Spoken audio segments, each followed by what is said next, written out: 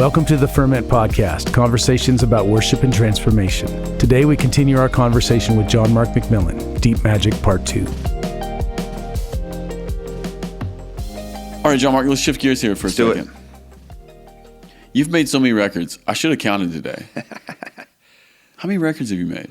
I think it would be like 8 official records. Yes. But then there have been a lot of like singles and EPs and things where I did alternate versions and stuff. So, I mean, there's probably a good 10 or 15 projects available. But I want to say 8 that'd be considered official, album releases. And then how many years have you been doing this? I started in probably 2001, 2002. So you're over 20 years in now. Yeah, over 20 years in. And my wife and I left our jobs in 2006. And we left our jobs and we were working for a church and they were real supportive and they took up an offering for us one Sunday. They took up a $4,000 offering. Yeah. So sweet. So sweet. And I told my wife, if we put that in the bank, if we ever have to touch that to pay a bill or whatever, I'm going to quit. I'm going to go get a, quote, real job. Right. And we never did. It got close. It got really, really close. But, man. And then you're sitting there looking at it. Yeah. You're like, babe, is this it? I know exactly. Is this it? Don't pay that bill. Don't pay that. Don't pay that bill. Give me a minute. Let me make some calls. Yeah. Okay, well, the reason I wanted to set those 2 questions up like that is, what are 3 things that you'd want to say to maybe young creators? Yeah. And maybe that's musicians or maybe that's not, right? Yeah. Because I think there's a lot of overlap in that creative space. Yep. So, what do you know now that you wish you knew then? Yeah. I think what I wish I'd have had more confidence early on. Okay. I think I made a lot of decisions based out of maybe a little bit of fear. Okay. And I also wish that I had known that it was going to be, it went by so fast. It's sort of funny. It was very short, but actually, if I'd have played the long game, I would have got where I needed to go faster. It was always like, you got to do this thing. You got to do this thing. And I always felt like I need to get my music out because, especially, it's changed so much, but because everything is out there, you're not like going to do anything that shocks or surprises anybody today because everything is happening all the time. I remember thinking, I'm doing the new thing. If I don't get it out in the next few months, someone else is going to beat me to the punch. And I can't say... That's a hard thought, isn't it? Yeah. And I feel like I rushed through some things and I made some bad choices. For instance, Economy album is a great album. It's a really great album, but it's like 2 tracks away from being the album it should have been. And I was working with the best team. I was like, I got to get it out because I got to do the tour. Everyone's got to know that I did. And it's like, none of that matters. None of that matters at all. Like what really matters is being able to make a long-term connection with another human being, right? That's really what matters. I think that's what I would say to creators today, whether it's like you're creating on TikTok or you're composing music. The one constant factor that doesn't change is long-term success depends on your ability to make a heart connection with another person. And that is by definition the long game. It is the long game. Yeah. And so I see people on TikTok blowing up and it's great, but I'm like, are you you're piling up these numbers, but are you really making a connection with a person? Are they going to remember you in 5 years? And if so, why? Why are they going to remember you? And so, are you just doing this just to sell, I don't know, whatever it is you sell, and I'm not even saying that's a bad thing, but that's one of my issues with social media is you build up this big platform, but are you really making a deep connection with other people? If you make a deep connection with other people, the platforms can go up and down. They can change. They can move from one to the next. But especially in the streaming world, it's I need people to want to listen to my song year after year after year. That's the only way you can make a living. And so why is someone going to listen to your song year after year? It's not because you got featured on a trending sound. Yeah, that's so temporary, right? So temporary. And it's a good, I mean, it wouldn't... we'll take it. Yeah. Yeah, it wouldn't suck for me. Okay, so what I hear you saying is you'd play the long game. Play the long game. You'd make heart connections. Connections. But say more about making heart connections rather than surface connections. Like, what does that mean for you? Or who in the world do you think is making heart connections? Yep. Oh, man. Almost anyone I know who is super successful. I sat down a while ago with this person's probably the most successful person in my world. Yeah. Definitely one of them, right? And I asked him, I was like, what, if you're going to give me an advice, what advice would you give me? And he said that, he said, how you play matters, so how you perform matters. He's a performer, not a worship leader, but he's a performer. And he said, but what matters more than how well you play is your ability to let these people into your world. He's like, what are you going to say that's going to open the door and let people in? Because especially these days, there's so much music. Like, why are they going to listen to you? And I think that people listen to you in one sense because they see themselves in you. And that comes from vulnerability. And I think early on, and this is the other thing I tell myself early on, is that I was trying to be someone I couldn't actually be. I wanted to be like in perfect shape. I wanted to look like a rock star. I know that sounds really weird coming from a person who grew up playing worship music. You know, maybe, but we do kind of think that way sometimes. Yeah. We want to be successful. We want to be honored. We want, right? And so I think there was a point when I thought I need to be spectacular. But that actually worked against me because I don't think people want spectacular. They want to see themselves in you, and they see themselves in you when you let some light shine through the cracks. I'm not talking about being a train wreck. I know people who've done that too. And you get a lot of attention as a train wreck, but that you're not making a deep heart connection as a train wreck. But allowing some of the things about yourself that you don't love, incorporating that into what you do actually opens up the door because people aren't perfect. And when they see those imperfections in you, I think psychologically you'd call it your shadow. It's the part of yourself that you don't want to admit is part of you. Yeah. And when you allow a portion of that into your life, what do you call it?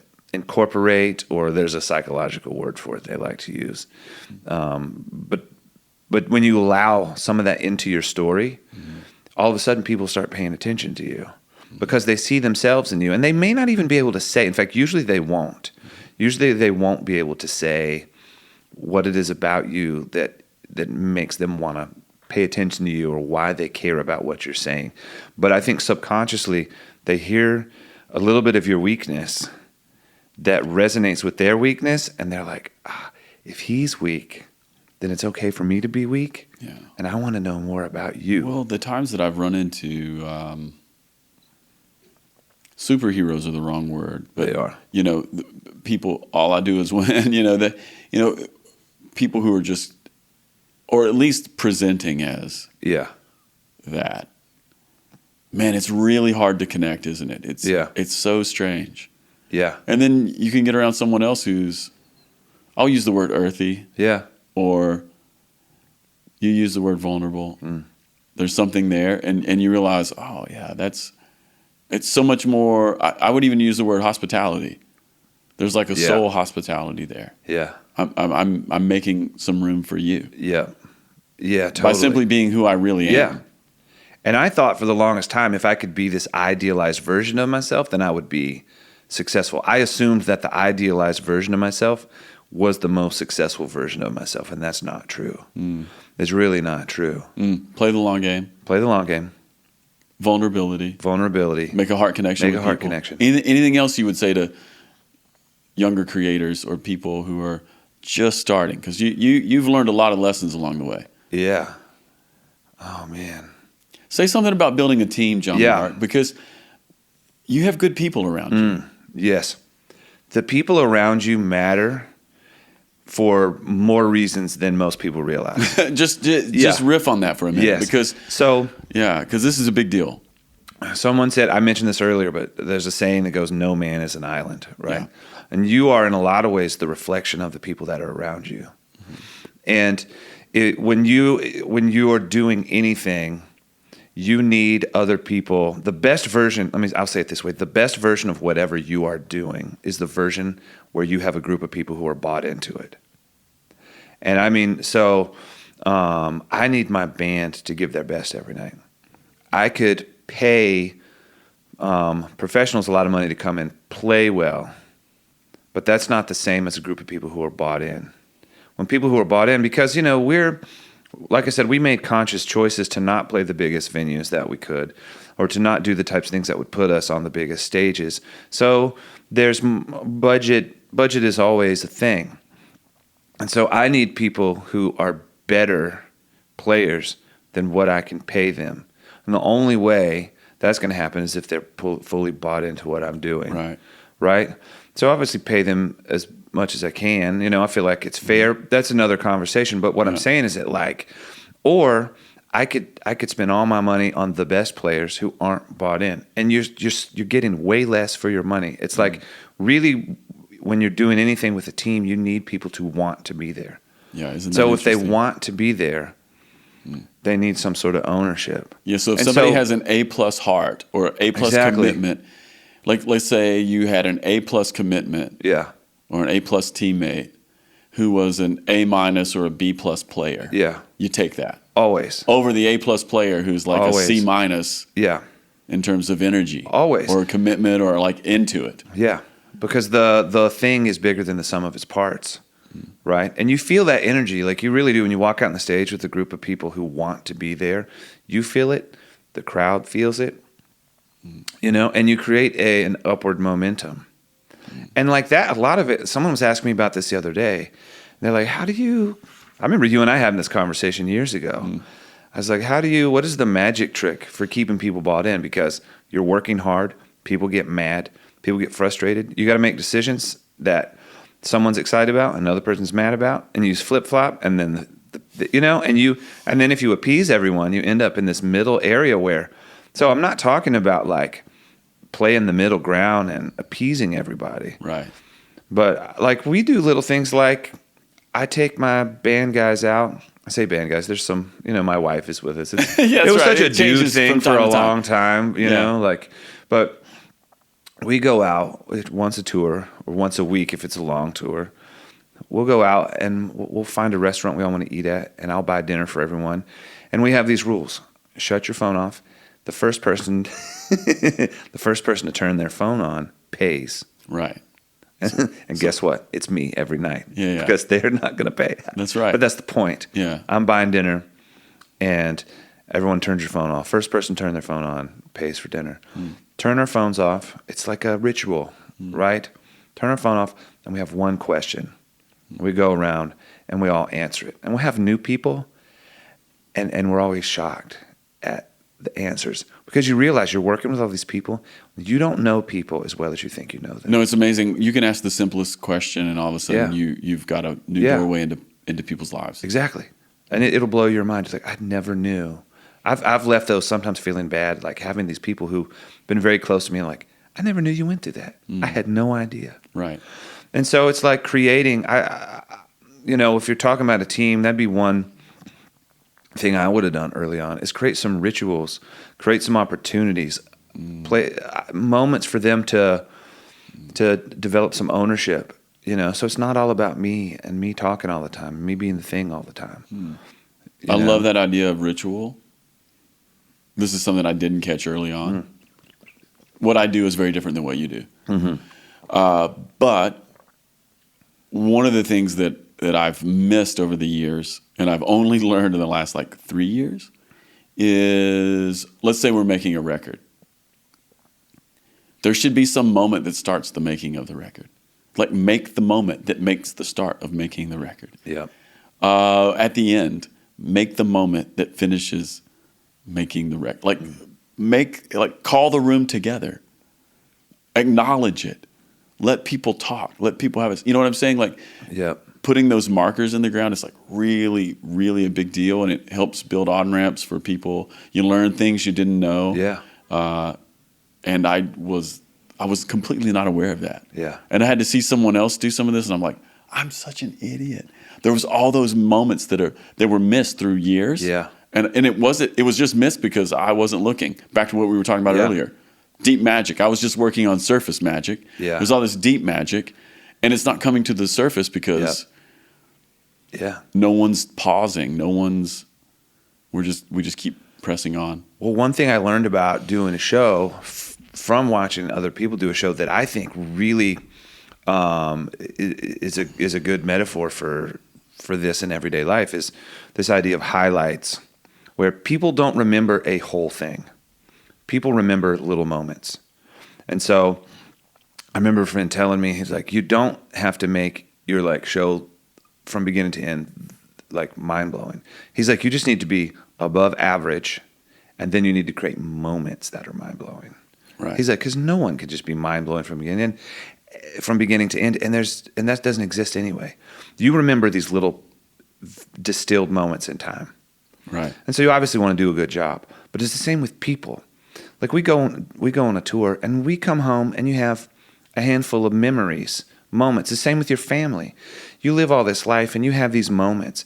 So when you can curate those moments, you create shelves for people to hang meaning on. And when you develop meaning together, it creates a strong bond. Well, it creates a strong bond between humans, right? Between people. Yeah, and having you say that reminds me of something. This would probably be like 2005. Yeah. Eric and I, and Amanda was there too. Some of our best friends, right? Yeah. We had gone to see U2 in Chicago. And I mostly don't remember the night, but I remember two things. Number one, I remember Kings of Leon opened, and it was the most, like the kick drum nearly shook my liver out. I remember that. We all remember that. Yep. And the second thing I remember is at one moment, a song is landing, and Bono says, he says something to the Edge, and I can't remember what he said, but basically what he was saying is, keep this going. Yeah. And then Bono stands out on the edge of the stage and he sings, great light will break out in this city. A great light will overtake us. And then he gets the whole room to start singing, great light will come to this city. Great light will overtake us. And I remember thinking, I know what you're doing. No one in this room knows what you're doing right now, but I know what you're doing right now. And he got the entire stadium to start shouting, great light will break out in this city. Yeah. And I was like, what just happened here? What the heck just happened here? Yeah. And we went home and I remember it. Yeah. This has been over 20 years ago now. Wow. Almost 20 years ago now. But it's to your point. Yeah. Moments. Highlight is almost not the correct word because it's so much more than that, right? No, but he was aware, but something was available in that moment in the room. He went there. He's like, yeah. He pulled it out. He acknowledged it. We all got to enter in it. And now, 19 years later, 18 years later, I still remember it. I still remember the lyrics. Yeah. It's imprinted on you. Yeah. Yeah. How? Yeah. Man. Let me shift gears again. I think it was last week. I was like perusing YouTube, and Conan, he was interviewing like the surviving members of Nirvana with Steve Albini. Oh my gosh. I've heard about this. I haven't watched it yet. It's insanely good. It's just like insanely good, right? Yeah. But in classic Steve Albini form, he's wearing his coveralls, which is his way of, I think, I've never heard him talk about this, but I think this is his way of saying music is work. Yeah. Like when he goes to the studio to begin tracking, he puts coveralls on. It's so strange in some ways. Yep. But I think what he's saying is music is work. But some of what we've been talking about is it's magic. Yeah. How does it feel to you? Like if you're writing a song, and I think I know how you're going to answer this, but we're getting at the same thing 100 ways here. Like when you're writing music, or if you're in the studio recording music, or if you're here in a few minutes tonight, you're going to play music. Yeah. Do you feel like you've got the coveralls on? This is work, or does it feel like magic, or is it all the same? It's work until it's not, and there's a magic in the work, and that's maybe a little bit different. There's a magic in the work in that I can settle my brain into it. I can go to work and I know what I have to do. And then there are those moments when, and it's always fun when you're not expecting it. You know, you work all day and you show up and then you play that first note and you're like, oh, I forgot. I was just working. And then it goes from work to not work. It's like sitting in a room by yourself and like one of your favorite people just walks in and all of a sudden the room is a different room. Right? And it's sort of like when you're writing a song and like you get a chord and you got a couple of chords, you got a lyric and you got a couple of lyrics, and you got a melody, and it's just normal, and then it clicks and then it's not normal. Maybe it's like being in love. You know, it's like it's normal. I have these relationships with my friends, but then I have this person that like it's not the same. And I don't know. I know how to talk about it, but I don't really know exactly what it is that is so much more. It's like it's the same, but it's not the same, right? And that's how I feel about music. It's like you have all these little pieces, strings on a guitar, right? Like voices, and by themselves, it's like nothing. And then when it all hits at the same time, it's like it's something else. I love that. I live for it. I love that. And you just do the work Yeah. until the other part happens. You do the work, yeah. I think some of it is it's a combination of doing the work and then leaving a space for that other thing to happen. I think there needs to be an expectation. But you can find fun in the work too.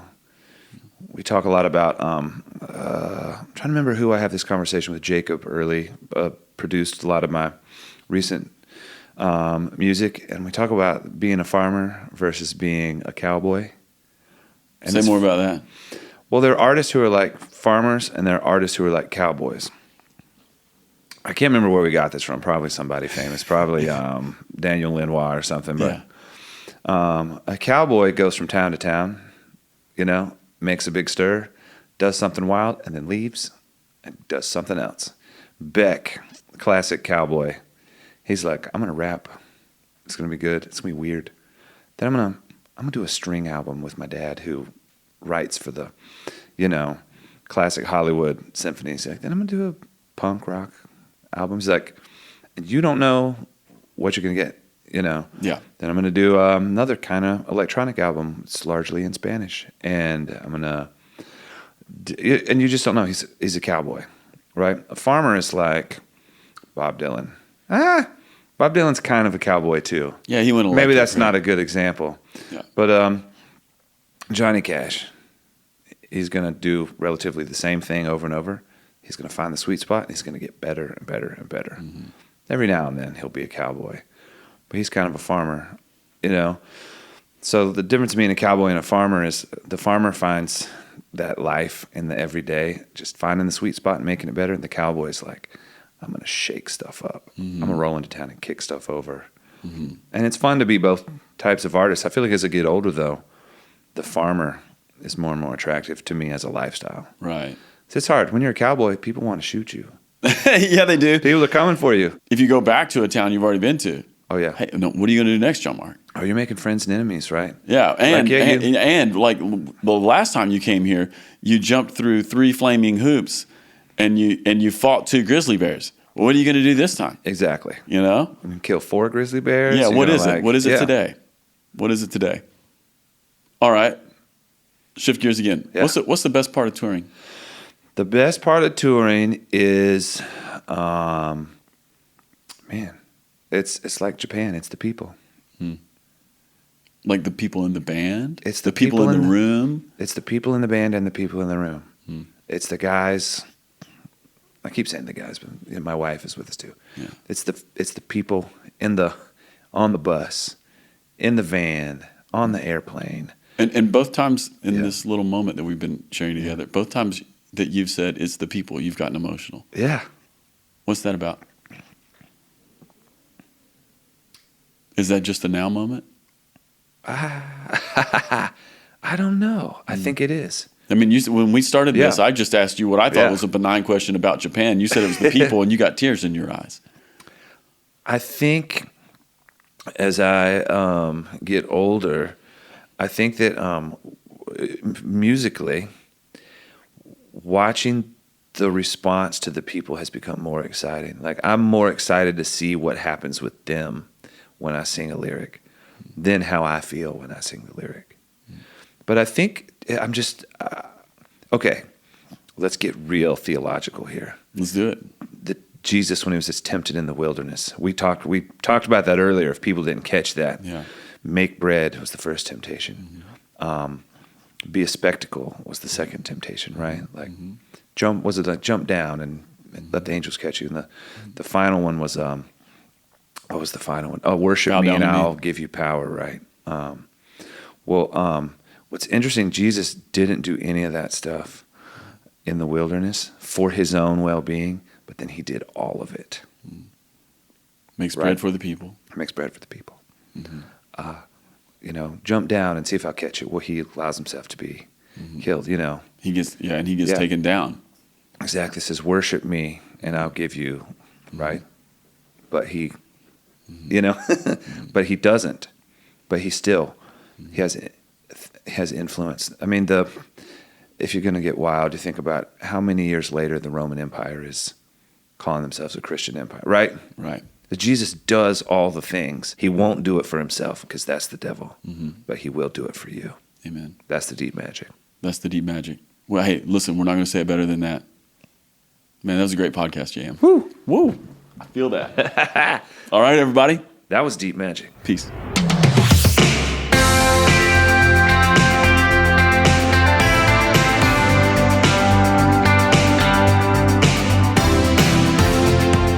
Hey everyone, Casey Corum here, producer of the podcast. Thanks for listening. As always, if you've been enjoying the podcast, here's a few ways you can help us. First of all, leave us a review on the podcast platform of your choice. This helps more people find us. Also, connect with us on social media. Instagram at The Ferment Podcast and Twitter at FermentCast. All right, everyone, thanks for listening. See you next week. Peace.